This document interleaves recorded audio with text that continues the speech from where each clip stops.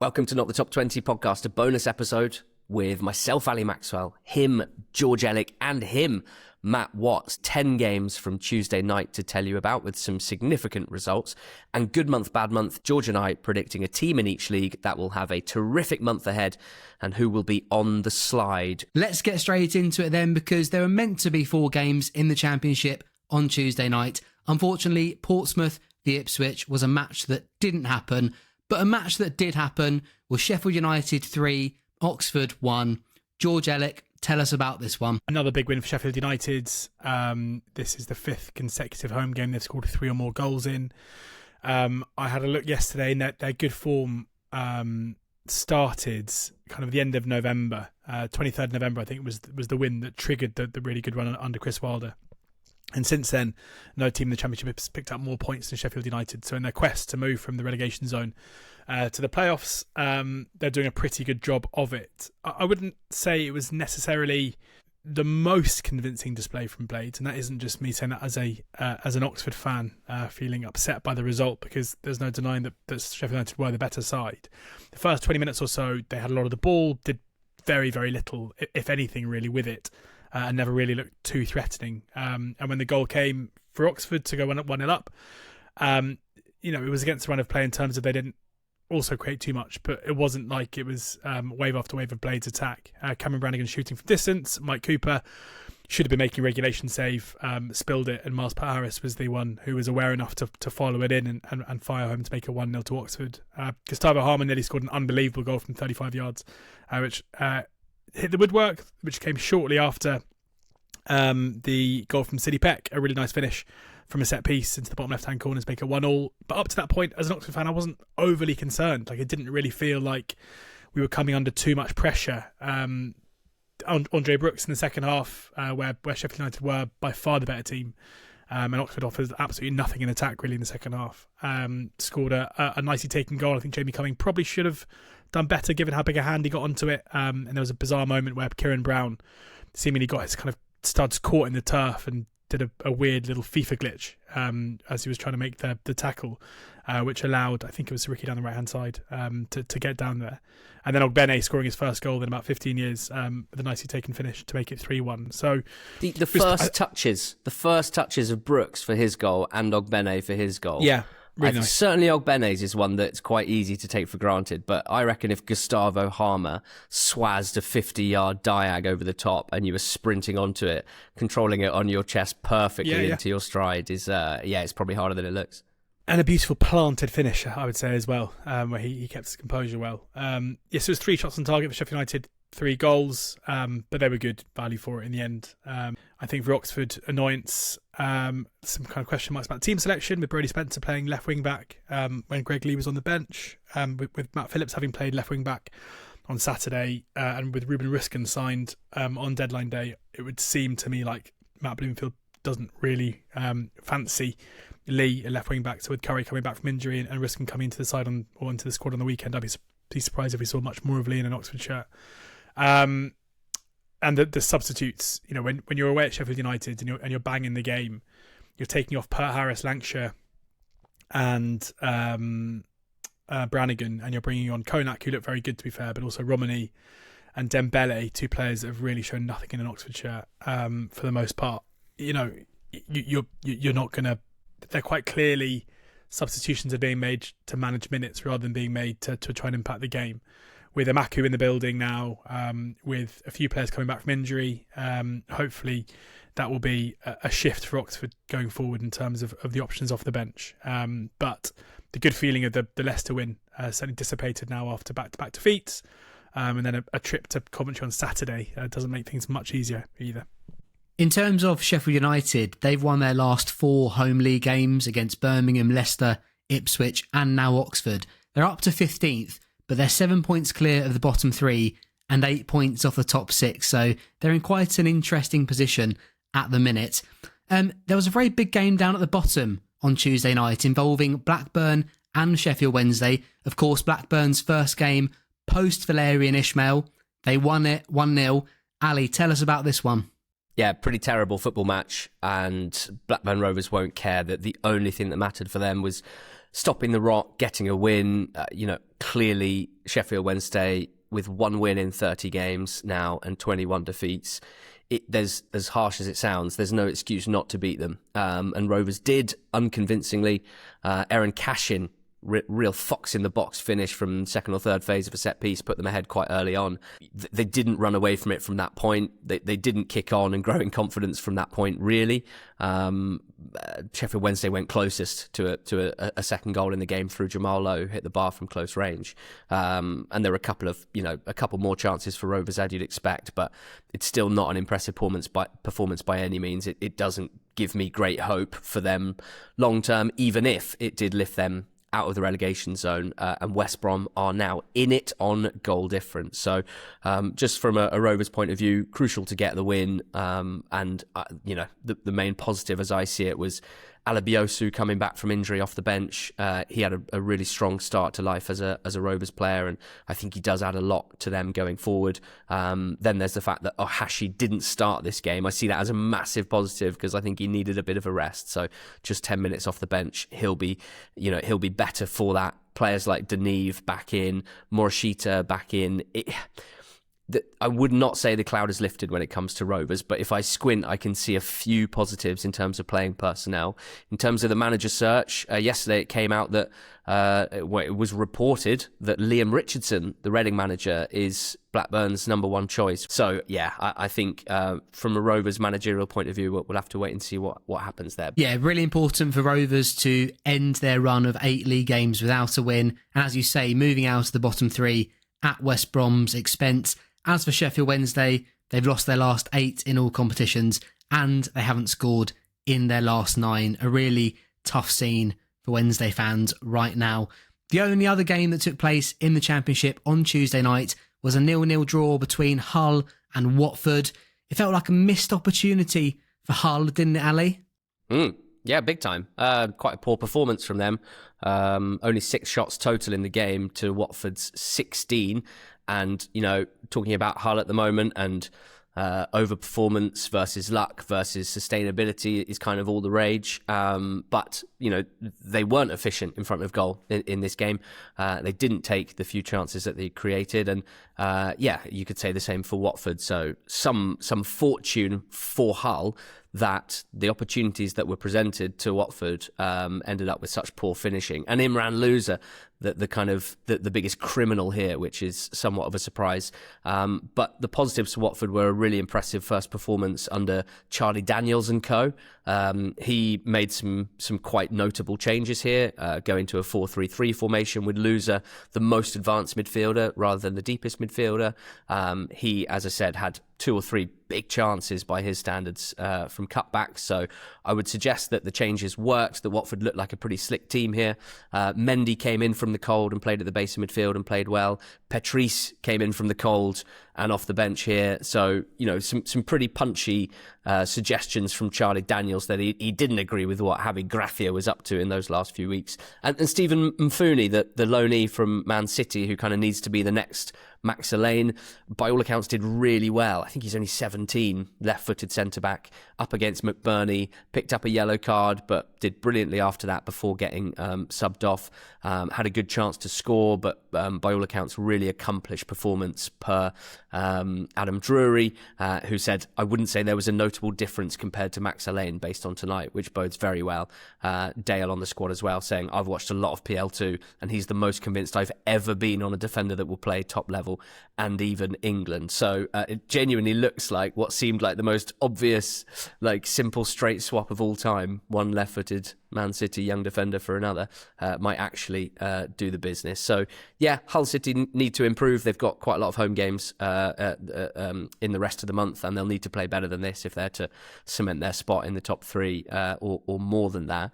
I couldn't help but shake my head at Ipswich Town having another game postponed, a third game, if you like, with the Rovers, the Blackburn Rovers game that they had to replay, which ultimately benefited them. They got a point when it looked like they were probably heading for a defeat in that first game, but this Pompey game's now been postponed twice. Quite a lot of fans having booked travel and accommodation for both games. It's unfortunate. I don't think it's disgraceful. I don't think I don't think you need to look at this and go, oh, everything needs to change and clubs should be forced to pay more for under-soil heating or whatever. There should be standards, of course there should be, for what Championship clubs have in terms of their setup for their stadia. But look, it's been historically bad weather down on the south coast, and it's not that much of a surprise that games would be called off.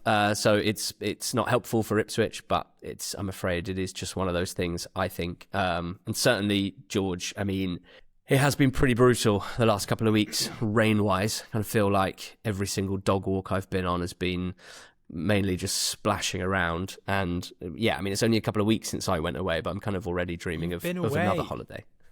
You've been away. I am going away in 3 weeks for a golf weekend, although having pulled a muscle in my hip doing the first burpee I've done in about 4 years, that holiday is under threat. But Ali, we used to ban each other from taking holidays during the football season just because it was too difficult to keep up to date with the leagues. But that's all changed now, hasn't it, with NordVPN?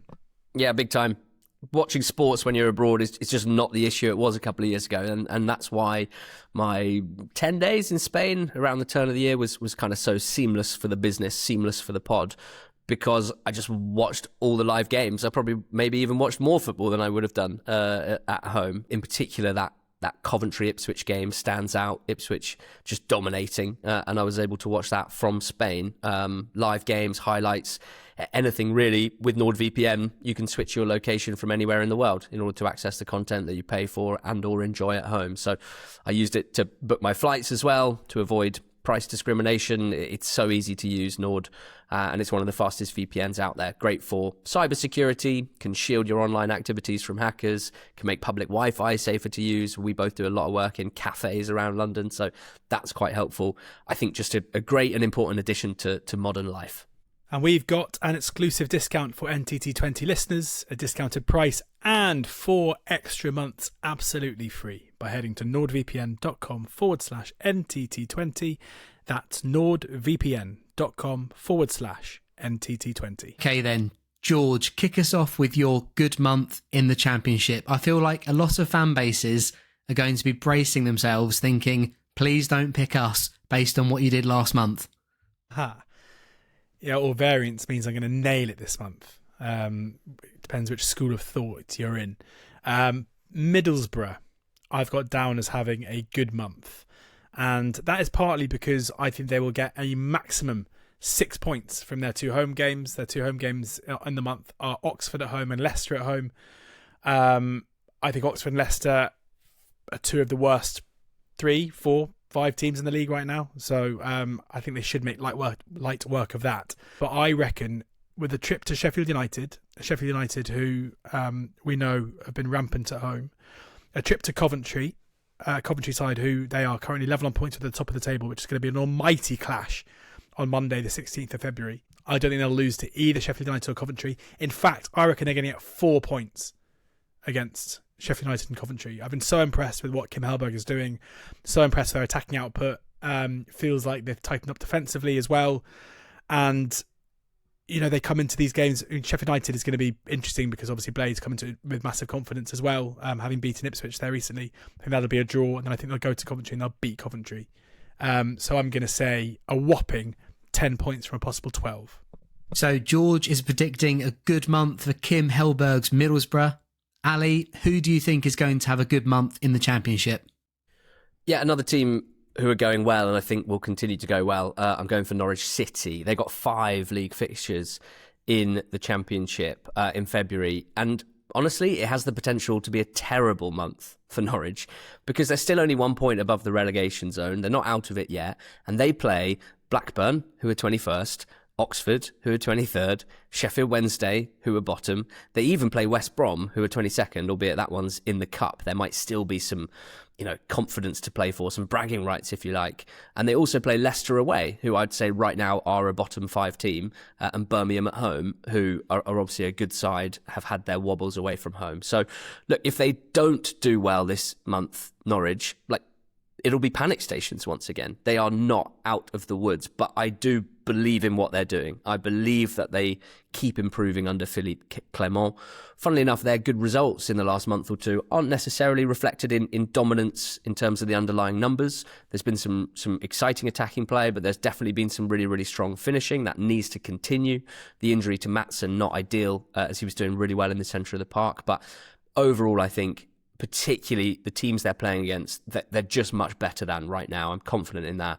I think they keep improving. That brings more confidence and probably some more dominance reflected in performances. So in those 5 games, I'm going 10 points, 2 PPG, probably 3 wins, 1 draw, 1 defeat. Well, it's the only way you can get 10 points in 5 games.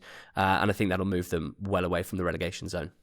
So good months for Middlesbrough and Norwich. George, on the other side of the coin, who do you think is going to have a bad month in the Championship? Leicester, who are already having a bad time of it. They've sacked their manager Martí Cifuentes. Their fixtures to me look pretty grim. They go to Birmingham next up, who are one of the best home sides in the league and a heavy odds on to win that game. They then host Southampton, who, as I mentioned last month, I'm not overly strong on, but similarly, I think they have the capabilities and the tools to hurt Leicester. Away trips to Stoke, who, again, it should be a winnable game, but by no means an easy one. The Middlesbrough game I've already discussed, and then the team that Ali just mentioned in Norwich. So not an easy fixture list. Also think, this could be the month that we see Leicester be hit with a points deduction, which would take them from being a side on the periphery of the relegation battle to a side bang in it. I still think there's a massive chance Leicester get relegated this season. Like, I really, really do. I think you can be blinded by the individual quality that they've got. Obviously, if they get the appointment right, then this squad of players is capable of amassing a points tally that an Oxford, a Portsmouth wouldn't be capable of getting. But looking at their performances right now and the performances that those players are putting in and the lack of individual quality and the lack of cohesion, whoever comes in is going to have a huge task on their hands in order to sort it out. And I don't think there's any evidence to suggest that they will. So I think this is going to be a bad month for Leicester, where things go from bad to really, really very much worse. I'm going to go for 4 points from their 5 games. Yeah, tough times for Leicester City right now. Ali, who do you think is going to have a bad month in the Championship? Don't back down, double down. I think Hull City will have a poor month, and that's partly just relative to their own lofty standards that they've been setting. Lots of talk about Hull on the pod. Amazing piece from Sam, digging deeper into performances and the method of their attack and defence and how that can kind of massage the underlying numbers. I completely agree that if you were to use the word lucky to describe Hull, that's completely missing the point. And I would hope that I've not used that, and I would implore no one to ever really use the word lucky to describe a team getting good results. But I think unsustainable, even if it's a really annoying word, I think it's still a legitimate thing to think at this point. That there seems to be a suggestion that at this point of the season, like, the numbers aren't predictive at all, and everything's kind of set in stone. Like, there's no statute of limitations on this stuff. Football just keeps going, underlying numbers keep going, results change and get better and get worse. There's no real reason why after 20 games it's legit to say things might be unsustainable, but after 30 games you can't possibly say it. There's still lots of football to play and things can turn. I think the key man is Panda in goal. If he continues to do really well, then maybe Hull can keep the opposition at bay, but they're fortunate in midweek against Watford. That's one of 4 home league games they have in February. The fixture list is favourable in that sense, but they didn't play well against Watford at all in midweek, then they probably deserve to lose. They play Bristol City at home this weekend. They play QPR at home in the next game, and then Derby at home. But Hull aren't great at home, like relative to the rest of the league. It's their away form that has them in third place, not their home form. And I sort of think these games are the ones where it could suddenly get a bit real for them. Like, they have put themselves in a lofty position and now they're there to be shot at. And we know from watching Coventry, for example, that can have a bit of a psychological impact, and it can change the way that teams play against you. They've got 3 home games, Bristol City, QPR and Derby, all against really solid out-of-possession teams who don't commit tons of players forward, who are unlikely to get caught out loads on the counter-attack. And so the challenge is different for Hull in these games. The expectations are higher now that they're third. They've got a 9-point gap to 7th sitting here, so they should still easily make the playoffs even with a drop-off. But but I just think that 9-point gap could be smaller come the 1st of March. I don't think these home games are going to be automatic wins. I think 5 points from the 4 that they've got left, which includes, if you add the Watford game from last night, would be 6 points from 5 games, which wouldn't be a great return for a team in 3rd place. So, yeah, bad month, Hull City. So, potential good months for Middlesbrough and Norwich, potentially bad months for Leicester and Hull. There were some massive games on Tuesday night in League One, down towards the bottom of the league. Port Vale lost 1-0 at home to AFC Wimbledon. It's Wimbledon's 2nd league win since mid-October. Ali, how did you see this one? Another pretty poor game. 2 teams very low on confidence. And in fairness, quite a nice winning goal from a Watford point of view. I mean, a horror show defensively from Vale. The winner, from their point of view, looks like it comes far too easy because Smith finds space in the middle of the park to receive a simple square ball from Tilly, and then Maycock peels off Connor Hall, who just completely leaves him because he doesn't want to be dragged to the side of the box. He wants to defend the middle of the box. Maycock receives the pass from Smith, finishes into the corner. Simple goal, nice goal from a Wimbledon point of view, desperate from a Vale point of view. Wimbledon were a bit better here, I think it's fair to say. That's not difficult. You know, they'd only won 1 of their previous 14, I think it was. But just, it does look a little bit different to me from the first half of the season. You've got James Tilly back. He's playing off the right wing. And Keng, the youngster, 18-year-old, getting a run of games off the left wing. And I'm kind of broadly positive about those two, and hopefully they can kind of continue to raise the ceiling of Wimbledon's attack. It needs that. Nelson, on loan from Luton, he started as an advanced midfielder as well, and hopefully his talent will shine through. But the clean sheet's big, the winning goal massive. This is just huge for Wimbledon because I expected them to be drifting into the bottom 4. This makes a big difference for them. For Vale, this does not feel like a performance that might underpin a miracle survival, which is what it would have to be at this point. All just looked a bit one-paced, a bit dour. I'm not calling it yet because they've got Burton and Northampton as 2 of their next 4 league fixtures. If they don't win both of those, it's probably it for Vale, and they'll have to start planning for League 2. In terms of Wimbledon, I just wanted to flag the fact that they've had 2 shots on target in their last 3 games. They've scored with both of them, and they've led to 4 points. So, yeah, Wimbledon are being incredibly efficient in front of goal right now. There was also a massive game down at the bottom in Burton. Burton won Doncaster 2, another really big away win. George, tell us about this one. Well, yeah, before the game even started, there was bad news for Doncaster, or perceived bad news, with Zander Clark getting injured in the warm-up and Timothy Lotatala coming into the side, who has not had a very good time as Donny's keeper in his 2nd spell at the club. Brilliant first time round, and now if you look at the social media reaction to the post saying that he'd been called into the side, a lot of Doncaster fans basically gave up, but they had some faith within a minute because they won a penalty. It must have been Elliot Lee's first touch as a Doncaster player, was a really good ball into the box, where Adelican flicked it on, and then I think it was Clifton who was fouled. It was dispatched well by Molyneux, so Donny 1-0 up after a minute or so, and then that man, Owen Bailey, back in midfield and scoring a stooping header for I think his 11th league goal of the season, which is just absolutely absurd, to make it 2-0. And then a really good game of football broke out, with both teams having plenty of chances. Burton had a goal disallowed for offside.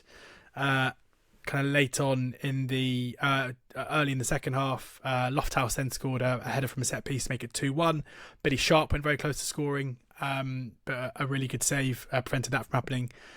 Gary Bowyer, for the 2nd game in a row, he did it against Cardiff as well, made a few changes at half time. He's kind of feels like he's struggling a little bit to find his best team, but it wasn't a performance devoid of any quality. And I do think Doncaster have shown themselves the last couple of weeks to have left that weird poor form well behind them.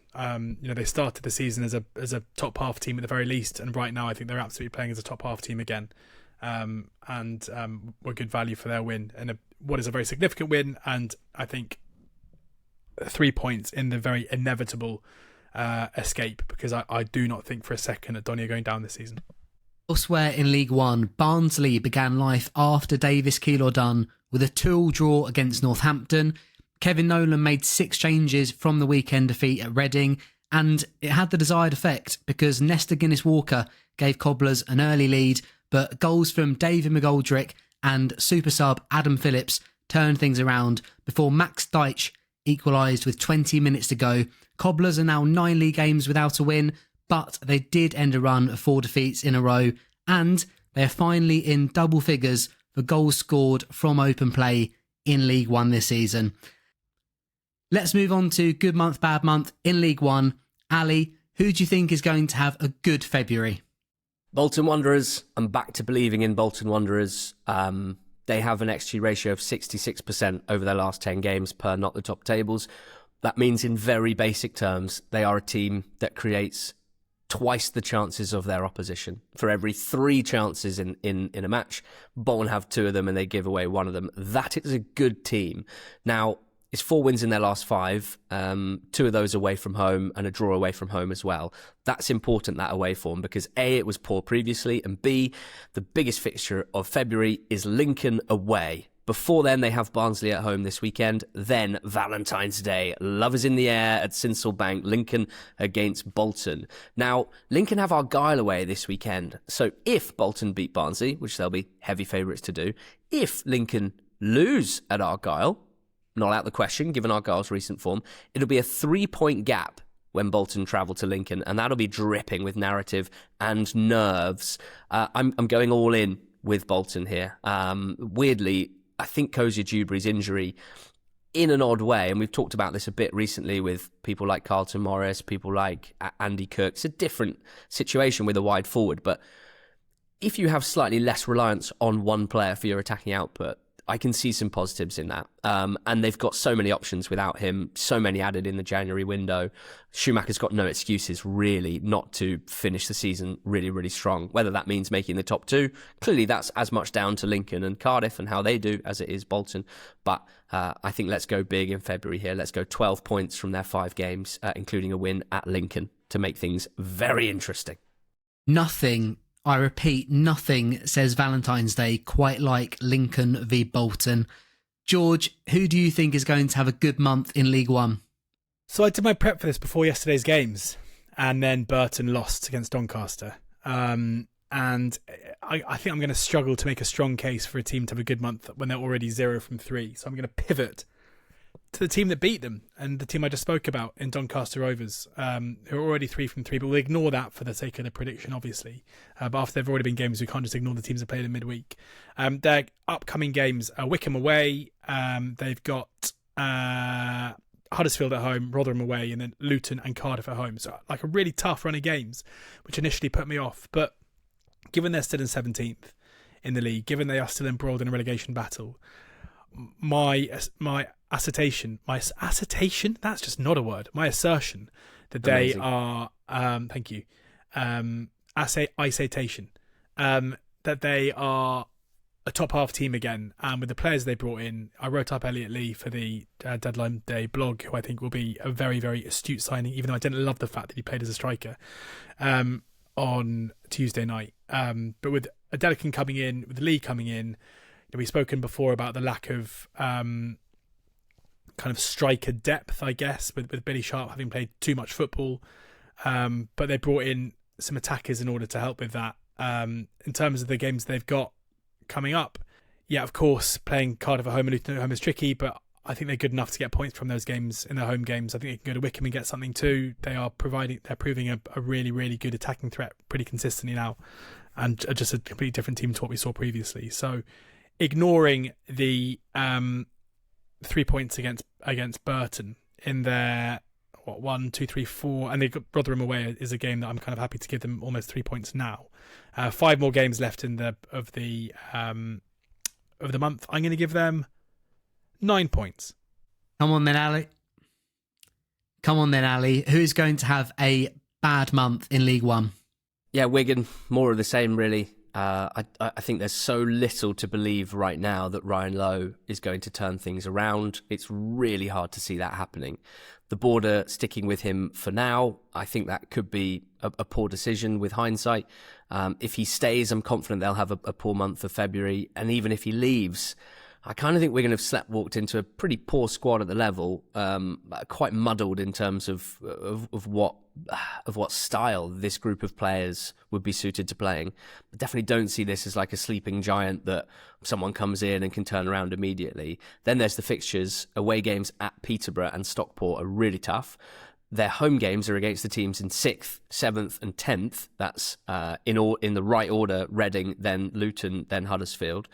And those are really, really tough as well. All three teams in decent form. They've got a trip to Arsenal on a Sunday with midweek games either side of it, which is just a bit of a nightmare. I think this could just get very, very ugly. So I think 3 points in 5 games would be my prediction in the league. And if they get that, given that they're, 1 point above the relegation zone, they'll likely be in it on the 1st of March. So a bad month potentially on the horizon for Wigan. George, who do you think are going to have a bad month in League One?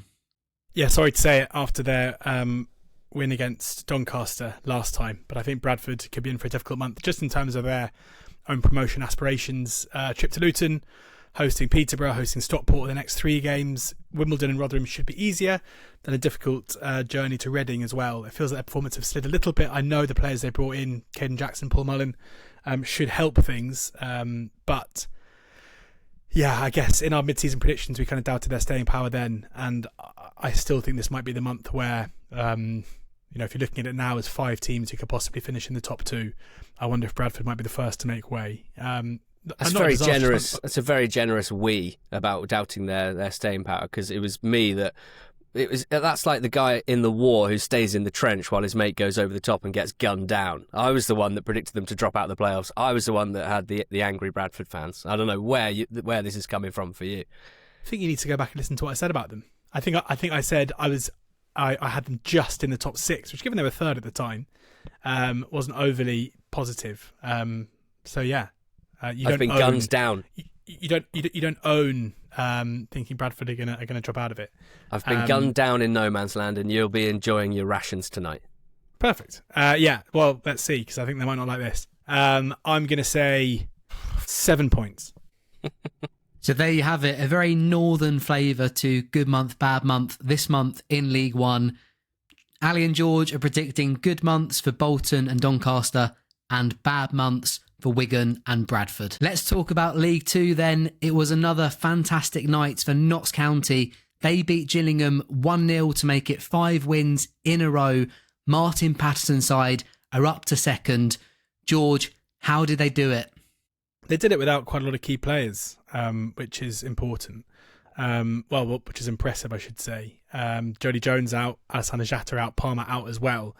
And they had one kind of man in particular to thank, I would say, because Robertson put them ahead after what was some of the weirdest defending I think I've ever seen. Ollie Norburn basically passing the ball to Scott Robinson, who was just standing in that kind of space between the left side of centre-back and the left wing-back in absolute acres. I don't understand how he was able to take up a position like that, but finished it well. And then it was the James Belshaw show. Belshaw having made the move to his hometown club, having started very well there, made a string of brilliant saves. Annoyingly, I think, given the best of the lot was a save he made right at the end, and Bradley Dack was following it up, and like on the goal line, Dack wellied it and it smashed Belshaw in the face, who then got up and celebrated with his teammates. But looking at the shot map on FOTMob, it's not there, which makes you think it must have been flagged offside, which is a shame. But Belshaw certainly didn't know or care during the celebrations, and that was one of a fair few saves that he made. This is a big old win for Notts County, whose good form continues. They're up to 2nd now, just 5 points off Bromley in top spot. 5 wins on the trot in the league. It's just really impressive what Martin Patterson is doing. A lot of people scoffed and laughed at his appointment in the summer, both in terms of wondering if he was the right appointment, but also the strategy of the board. I can't remember what they called it now. The strategic board overseeing post-match selections and everything else. But right now, whatever Notts County is absolutely working for them. And even though this was a bit more back to the wall than you'd expect with a home win, and not quite as dominant certainly as their home win over wasn't they played the other day? Crewe, I think it was, where they absolutely battered them. Belshaw's proving to be an inspired signing and lovely scenes at the final whistle. Yeah, those James Belshaw saves gave me serious Gandalf, you shall not pass vibes, body on the line, keeping the clean sheet, making sure that his boyhood team get the win. They are now on their best run in the EFL since 2017. Ali, can you please tell us about Bristol Rovers 2, Walsall 0, another goal for Yusuf Akamrich, and a bit of a worldie from Kofi Barmer. Akamrich is clearly a story here. He played... They're basically playing him and Shaq Ford. They're both like lefties who like to attack down the right side, and they're dovetailing really nicely.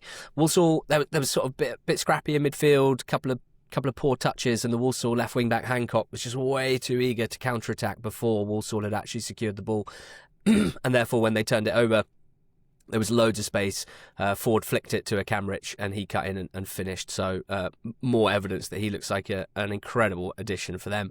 And then Kofi Barmer just catching an absolute zinger of a volley, flying into the top corner, left foot as well, which I'm pretty sure is not his strongest foot. So, just one of those things that happens when the mood and the atmosphere and the fortune changes a little bit. Rovers have had the opposite for most of the season. So I'm pleased for their fans. They're 7 points above the relegation zone now. And the teams in the relegation zone are obviously really struggling to pick up anything near 1 PPG. So they've done a huge amount in the last 7 days to secure their safety ahead of next season. And given their budget, given Evans as a manager, you kind of feel like if they could get the old momentum between now and the end of the season, they can have a real head into the summer feeling positive and maybe be back towards the top of the division next season. That's a long way off, and they won't have a Cam Rich next season. I'm pretty confident of that, but it's been a great week. Elsewhere in League Two, Swindon made it back-to-back wins by beating Harrogate 1-0. It was an Aaron Drinan penalty that proved to be the difference between the two sides. Fletcher Holman was brought down by young Henry Gray, who was in nets for Harrogate. Unfortunately, it was like watching a car crash in slow motion. The keeper came when he shouldn't have done. He kept on coming and he brought the man down. Harrogate are now 20 league games without a win. They've also lost their last 10 home league games. Quite remarkably, they are the first team in fourth tier history to do that. The only other game in League Two on Tuesday night was a 1-1 draw between Barnet and Crewe. Kabongo Shimanga's goal was cancelled out by Owen Lunt. Both of those teams quite cosy in mid-table right now. Let's move on to good month, bad month for League Two. And George, can you please kick us off with your good month? Yeah, my good month, continuing a run of really good form, is Cambridge United, who are a combination of being very good at football and also having a relatively kind fixture list. Yes, they have 3 away games, but those 3 away games are against Harrogate, Crawley and Newport County. Maybe the 3 worst teams in the league, certainly 3 of the worst 4 or 5 teams in the league. And I'd be amazed if they don't pick up quite a lot of points from those against, certainly in Harrogate and Newport's case, teams that they should beat fairly comfortably. Their home games, Bristol Rovers, who are obviously resurgent, but still not a team to fear by any stretch. Colchester will be a bit trickier, and then there's going to be a huge game on Saturday the 28th of February, Cambridge United hosting MK Dons, which you'd think will have quite a big say in the top 3 battle. Given I think they're perfectly capable of getting 9 points in their 3 away games and will certainly win at least one of their home games, I'm going to give them 13 points from their 6 games. Hey, who do you think is going to have a good month in the 4th tier? Salford City, I think. Strong performances over the last dozen games or so. I think that their only loss in that time was the game George and I were at last Tuesday night. It wasn't a sparkling performance against Chesterfield, but still felt they probably edged it, and it was just a late own goal. So it just gives me confidence that this Salford team might not have the wobble that we've referenced as being potentially on the cards under Carl Robinson. Actually, I think you just have to say it looks like he's built a really, really good team. They've obviously got something to shoot for, and that's helping them a lot. Made a couple of loan additions on deadline day. Alfie Dorrington, centre-back on loan from Spurs. Princewill Ehebashiman on loan from Southampton. I wouldn't say either are nailed on to make a massive difference, but just to add depth in important areas. If one of the 2 of them ends up making some contribution, it'll help nudge them over the line. If neither do, it's no big deal really, because they've got a really, really good squad. So, the fixture list is very favourable. Put simply, there's 3 games they'll be massive favourites for. Newport at home, Cheltenham away, Shrewsbury at home, 3 of the bottom 6 teams. They have a massive talent, confidence, coherence advantage over all those sides. They've got Man City in the cup, which won't be that helpful for their league form, but then it's Newport at home on the Tuesday. You know, they obviously, this sounds very complacent, but it's probably the best possible fixture to have after the Lord Mayor's show, if you like. And their month starts with Aki away and ends with Colchester away. Not easy fixtures, but certainly, again, none of the teams with whom they're challenging for automatic promotion. I'd be surprised if they lost both of those. So I think overall I'm expecting a 12-point month in 5 league games over 2 PPG, and I would expect them, if that is the case, to be in the top 3 come the 1st of March. And yeah, we've got a hell of a promotion battle in League 2. I'm absolutely loving it. So potentially good months for Cambridge and Salford. George, who do you think is going to have a bad month? Cheltenham Town, who the underlying numbers throughout their amazing run under Steve Cotterill always suggested it was never really going to last. It stopped lasting. They've been having bad results and bad performances to go alongside it. Probably a lack of jeopardy at the moment might not be helping them, where they're quite far clear of the bottom 2. And their fixture list is frankly grim. MK Dons, Barnet, Bromley and Salford are the next 4 games, with an away trip to Harrogate, some light relief. And I have a feeling that when they get to the Harrogate game on Friday the 27th of Feb, that complacency might be done with, because they might be a little bit closer to the bottom 2 and might suddenly realise, hold on, this would be quite a good game not to lose. So I reckon they'll pick up 4 points. They'll win that game against Harrogate on the 27th and pick up a point in the other 4. I think this might be it for Newport County, and it pains me to say it. I've been one of the teams that I've had a soft spot for the last few years. Ever since that miracle survival under Mike Flynn, they're going to need to dredge up the memories of that, and I don't think they have the squad to do it. The bubble burst big time after a bit of Fuchs positivity. They lost 4-1 to Aki and then 3-0 to Bristol Rovers. Can they go again? Can they find another burst of good form? Well, from entirely their own point of view, Fuchs made a bit of a misstep in the press, where he suggested that, you know, he was confident they weren't going to get relegated. It was a sort of bold statement the fans just weren't after. He tried to clarify by saying, no, I was trying to be positive about the squad and how much I'm enjoying working with the squad, but to follow it up with a 4-1 defeat to Aki just didn't look good. He's kind of seems to have bombed out a popular player in Kai Whitmore, which again just hasn't helped with the general vibe around the club. And the fixture list is an absolute stinker. Home to Grimsby, who are in sensational form this Saturday, away at Swindon in midweek, then away at MK Dons. It's a horrible set of fixtures. Oh, how about Salford away the next midweek? Okay, how about Cambridge at home after that? They are literally playing all of the best teams in the league, other than Bromley, in the next 5 games. And they finish off with a trip to Fleetwood Town, which is, you know, the easiest of their fixtures, but Fleetwood will still be strong favourites for that game. So I would be very, very surprised and incredibly impressed if Newport can even get to 6 points from their 6 games. And if they get 4 points, which is what I'm predicting, they'll be on 24 points from 34 league games, and they will be staring down the barrel. They'll have to just pray that Shrewsbury also have a really bad month and are still in touching distance. So, sadly, Newport County, bad month for me. There you go. Ali Maxwell picking one of his favourite teams to manage in Football Manager to have a tough February. In terms of good months, Ali and George picked Cambridge and Salford, and bad months, Cheltenham and Newport. So there you have it. That was Under the Lights meets Good Month, Bad Month. My thanks to Ali and George for joining me today. A reminder that if you would like to listen to more episodes of Under the Lights and Good Month, Bad Month, you need to become a paid subscriber to ntt20.com. You can also try before you buy. There's a 14-day free trial if you go to ntt20.com/pod offer. That's ntt20.com/pod offer. All that's left for me to say is thank you for listening and go very well.